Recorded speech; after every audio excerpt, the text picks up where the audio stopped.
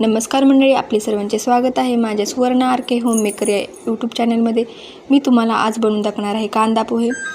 मी पोहे चाळणीने चाळून भिजवून घेतले आहेत पाण्याने। हे पहा, अशा पद्धतीने कोरडे झाले आहे, त्यातलं पाणी पूर्ण मी काढून टाकलं आहे। आता मी फोडणीसाठी कोथिंबीर, हिरवी मिरची, एक कांदा घेतला आहे, अशा पद्धतीने कट करून कढीपत्ता, शेंगदाणे घेतले आहेत। चला तर मग आता पोहे बनवूया। मी कढईमध्ये तेल गरम करून त्यामध्ये मोहरी, जिरे,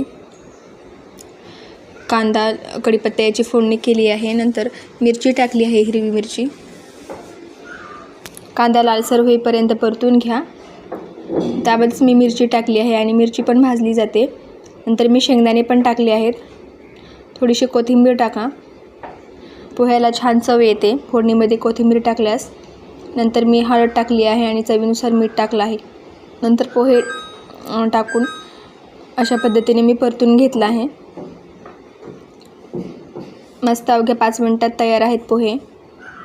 वरतून कोथिंबीर टाका, तयार आहेत कांदा पोहे। मी अशा पद्धतीने बनवते, एकदम सोपी पद्धत आहे। चला तर मग माझ्या चॅनलला सबस्क्राईब करून घ्या। कांदा पोहे आणि लिंबू मस्तच